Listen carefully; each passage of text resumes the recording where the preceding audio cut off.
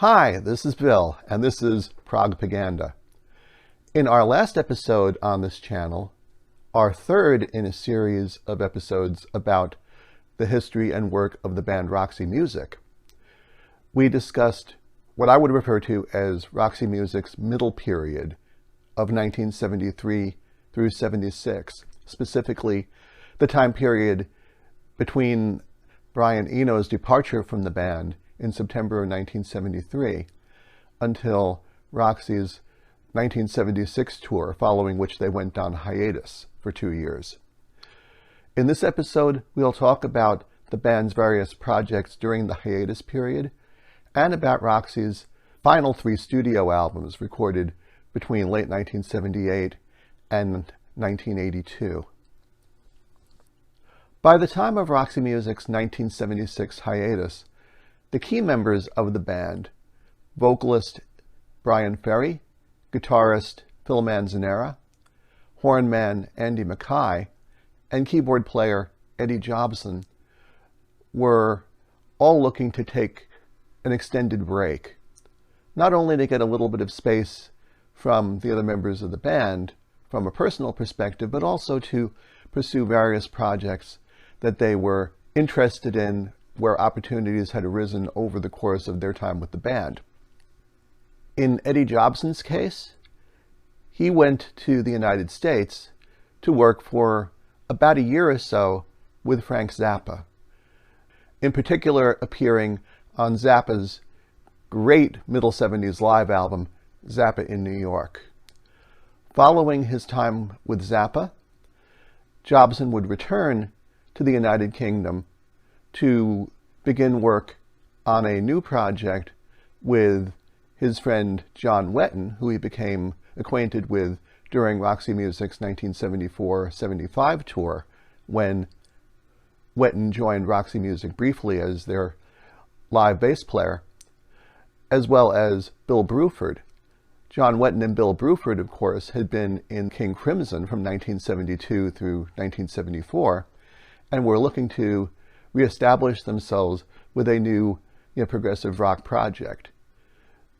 With Jobson's help, along with that of guitarist Alan Holdsworth, Wetton and Bruford founded the great band UK, which unfortunately did not last very long. Bruford and Holdsworth would leave the band after their first American tour to be replaced by Jobson's bandmate from Frank Zappa's band, Terry Bozzio, on their remaining studio album and their one live album before they would splinter.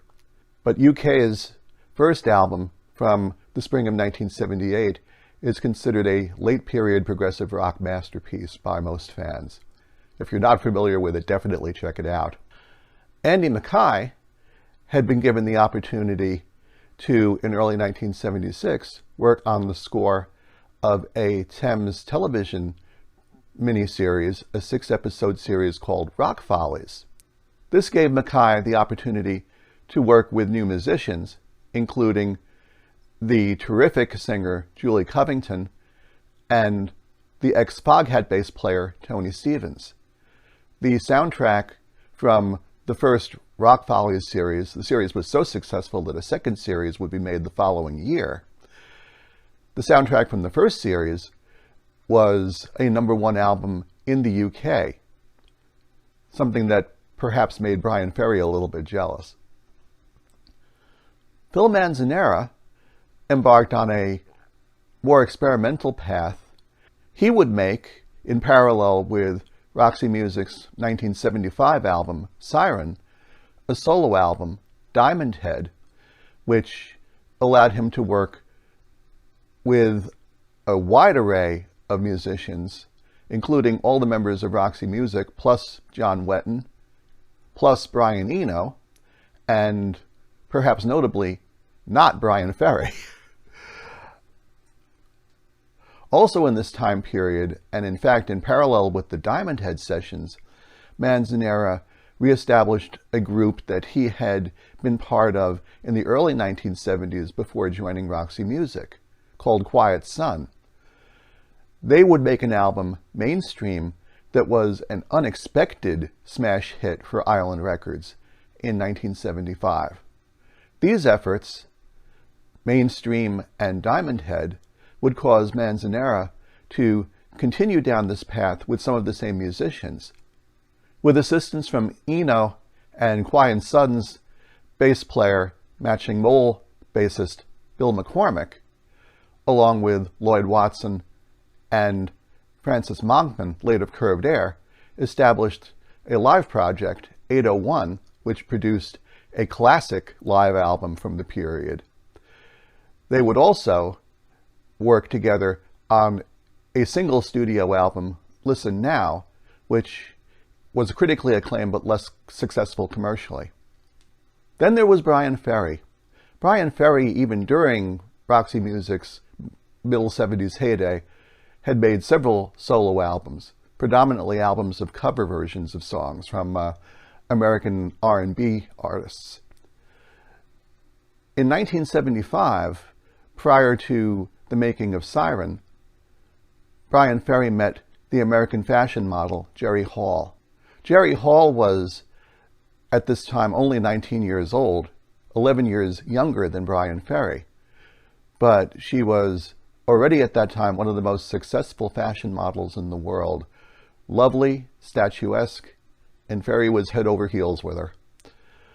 When Roxy Music went on hiatus, Hall and Ferry, by then a couple, would leave the UK to repatriate in the United States, such that Hall could continue to pursue her modeling career.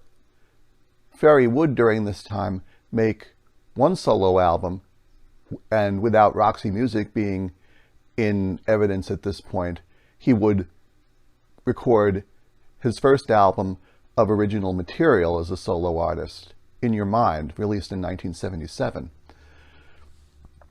By late 1977, things were changing, unfortunately, for Ferry. In late 1977, his relationship with Jerry Hall had ended. Hall had met and fallen in love with the Rolling Stones' Mick Jagger, and would leave Ferry to begin a relationship with Jagger that would go on for over 22 years.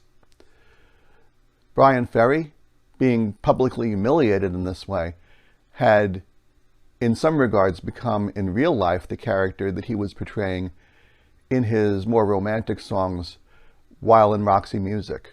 It was an interesting turn of events, to be sure.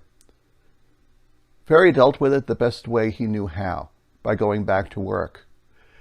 He made another solo album in late 1977 of, this time partially original material, called The Bride Stripped Bare.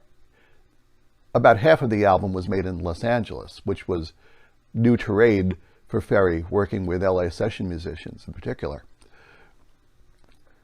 The album was not commercially successful in the States, but did contain some great pieces of music, perhaps most notably the song Can't Let Go, a song which is probably semi-autobiographical regarding Ferry's relationship with Jerry Hall, and which would, upon Roxy Music's reformation, become a live standard for Roxy Music between 1979 and their breakup in 1983.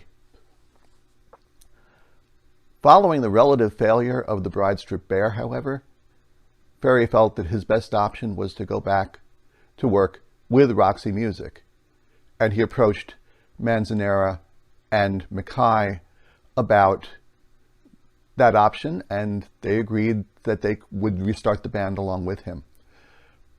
Eddie Jobson apparently was not approached in this endeavor. He was at this time still working actively as a member of UK, and as I said, would do so until 1980.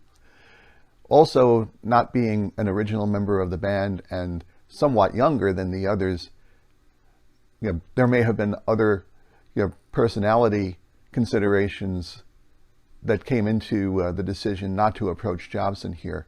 In any event, Jobson would not work with any of the members of Roxy Music again until they were named to the Rock and Roll Hall of Fame some 30-odd years later. Between 1978 and 1983, Roxy Music would make 3 studio albums as well as a live EP, and one very remarkable non-LP single. The first album that Roxy made in their reunion period was Manifesto. Manifesto, in many ways, was Roxy Music getting back to work. It featured quite a few songs that were collaborations between Ferry and Manzanera or Ferry and Mackay. It was, from a thematic perspective, Ferry returning to his romantic persona in the studio. There were some very good songs that came out of this album. In particular, Dance Away was a song that received a significant amount of American airplay. 2 other songs from the album, Angel Eyes and Ain't That So, also received a fair amount of radio airplay, particularly in the United States, where prior to their hiatus, Roxy Music really hadn't gotten very much in the way of radio attention. So from a commercial perspective, this was a good sign for the band, to be sure. They followed Manifesto up relatively quickly in mid-1980, releasing Flesh and Blood. Flesh and Blood, at least in my opinion, was something of a step backward. In many ways, this resembled a Bryan Ferry solo album more than it did a band album. It contained a mix of covers, as many of Ferry's early solo albums contained, along with material that was group written. Interestingly, at least in the United States, the primary single that was released from the album was one of the covers, that being of the old Wilson Pickett song, In the Midnight Hour. Roxy's version of the song is a solid one. It's not one, at least in my opinion, that makes me forget the original, however. A song from the album that, however, would make a mark, at least as far as becoming part of Roxy Music's live act, was My Only Love, a terrific song, very dramatic in its presentation, that again mines Bryan Ferry's romantic territory. Not long after the Flesh and Blood sessions were complete, in December of 1980, the world received the news of the assassination of John Lennon. Lennon had always been something of a hero to Bryan Ferry, and he pursued with Roxy Music a tribute to John Lennon as a non-LP single, Jealous Sky, released in the spring of 1981.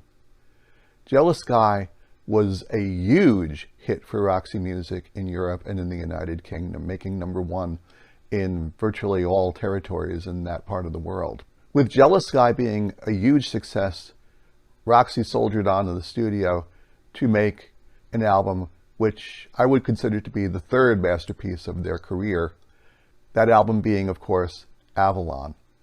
Not only was Avalon a great album, but it was an album that was in the right place at the right time. On August 1st of 1981, MTV Music Television was launched. MTV's programming in the early days was 100% promotional music videos, a medium that Roxy Music was made for, given their onstage fashion sense, the Anthony Price costumes, Bryan Ferry's stage affectations. Roxy was in a perfect place to take advantage of MTV, and they did. They made 2 videos to support Avalon, one for the title tune, and the other for the song's lead-off track, More Than This. More Than This became an MTV staple. The image of the leather-clad Ferry in the video, lamenting his lost love, was one that was difficult to get out of your brain, and the haunting song that went with it, along with the long Phil Manzanera guitar solo that ends the song, was the perfect fit for it. It also was very helpful to Roxy Music's career at this time that with MTV came a significant amount of exposure for bands that were part of what would be called the New Romantic movement in the United Kingdom. Many of the New Romantic bands, among them Duran Duran, Tears for Fears, ABC, Culture Club, and Spandau Ballet, consisted of 20-something young people that grew up listening to Roxy music during their teenage years in the 70s and made no bones about that Roxy music was a tremendous influence on them. In Duran Duran's case in particular, their singer Simon Le Bon and their keyboard player Nick Rhodes went so far as to admit in several interviews that they patterned their stage personas after those of Bryan Ferry and of Brian Eno. So Roxy music was getting support from a younger generation of players that had grown up being fans, as well as delivering great music of their own. The Avalon album contained other great songs, like While My Heart Is Still Beating and To Turn You On. It also contained a haunting instrumental that would be used in Roxy Music's live shows, Tara, which I suspect was written by Andy Mackay. My guess is that for publishing reasons, Bryan Ferry insisted on a co-writer credit and got one. Roxy Music toured the world in support of Avalon during 1982 and 1983. In the course of that tour, Roxy recorded and released The High Road, a live EP of 4 songs illustrating some of the high points on stage during the tour. One song from The High Road, their rendition of My Only Love, of course, did appear on a Roxy Music album, on Flesh and Blood. 2 songs from The High Road, however, were new material for the band. One was their version of Can't Let Go from the Bride Strip Bear, the other a blistering version of Neil Young's Like a Hurricane. The 4th song was Jealous Sky, and Jealous Sky in particular would receive lots of airplay in this live version upon the release of The High Road. The result was that in the space of about a year and a half between the Avalon album and the High Road EP, Roxy Music at last achieved stardom in the United States. It didn't last, unfortunately.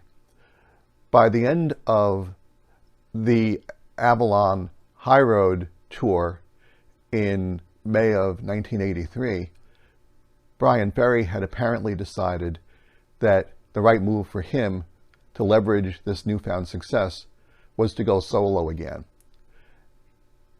He inadvertently made statements to this effect to a reporter from Rolling Stone, who then repeated these comments to Phil Manzanera. Manzanera shared this news with Andy Mackay, and several days later, upon the end of their 1983 American tour in Philadelphia, Roxy Music parted company. It would be 17 years before Roxy would work together again in the year 2000, and Roxy would not release any further studio material. They attempted to work on studio tracks over the course, with several tracks ultimately appearing on Bryan Ferry's solo records. But no new Roxy Music material, unfortunately, has come our way since 1982, which is a shame, unfortunately, because none of the members of the band ever equaled the success of Avalon. Bryan Ferry has made some fine solo albums over the course of his career. Boys and Girls, his first solo album following the demise of Roxy Music in 1985, is a very strong one. His album with Robin Trower, Taxi, which goes back to the formula of Ferry recording American R&B tunes, is a good album as well. Roxy Music was an outstanding and very influential band. As I mentioned in the first of the 4 episodes of this series, it may be a stretch to call them progressive rock as far as the content of the music, but as far as the influence they had and the work they did with other musicians in the prog rock space, they're a band that, if you aren't familiar with them, you definitely should take a look. The 3 albums that I've identified as their masterpieces, For Your Pleasure, Siren, and Avalon, are all records that a prog rock fan should get to know. There's a lot that happened in the prog rock space as a result of these albums being made.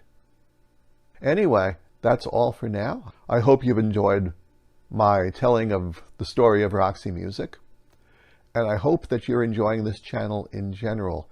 If you like this episode, of course, click on like, and please subscribe to the channel as we continue reviewing the work of other progressive rock artists, both old and new. You take good care. Bye-bye.